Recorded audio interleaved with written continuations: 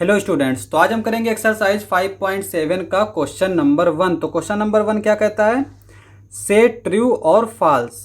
हमें ट्रू और फॉल्स बताना है।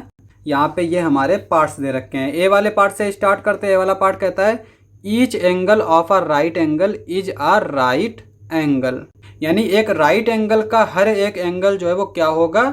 90 डिग्री का होगा, क्योंकि 90 डिग्री के एंगल को हम बोलते हैं राइट एंगल।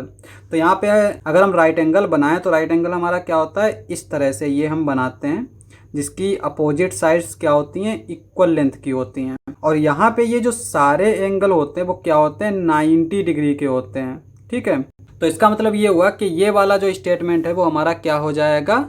ट्रू हो जाएगा। बी वाला क्या कहता है? The opposite sides of are rectangle are equal in length.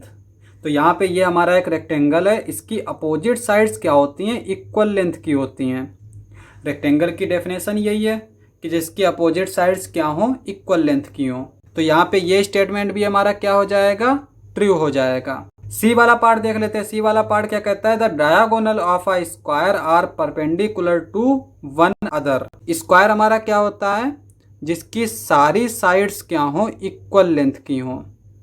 तो अगर हम इसका यहाँ पे ये डायगोनल बनाएं, एक ये डायगोनल और दूसरा ये डायगोनल, तो यहाँ पे ये जो एंगल बनता है ये हमारा क्या बनता है? 90 डिग्री का बनता है। और अगर दो लाइन, एक हमारी ये इस तरह से हो, दूसरी हमारी अगर इसके ऊपर इस तरह से हो कि यहाँ पे 90 डिग्री एंगल बन जाए, तो हम बोलते हैं कि ये लाइन जो है वो इस लाइन के ऊपर परपेंडिकुलर है। तो यहाँ पे हम देख सकते हैं कि ये हमारा 90 डिग्री बना रहा है, तो इसका मतलब ये दोनों एक दूसरे के क्या हो गई?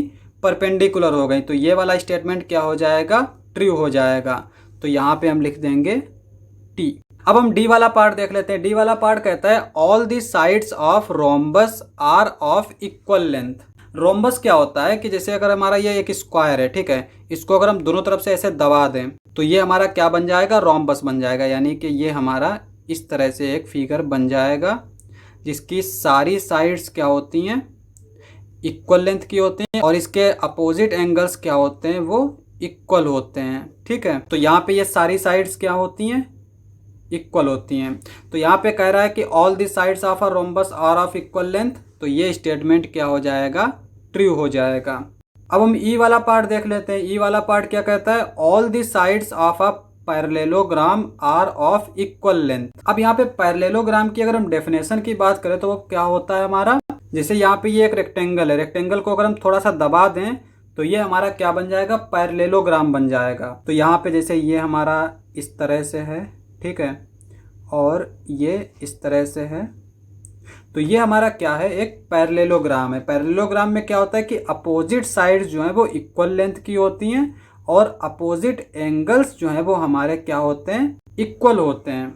और यहाँ पे कह रहा है कि all the sides of parallelogram are equal length, तो ये जरूरी तो नहीं है, क्योंकि यहाँ पे हमारी जो साइड्स हैं वो अपोजिट साइड्स इक्वल होनी चाहिए। जरूरी नहीं है कि ये साइड इसके इक्वल हो।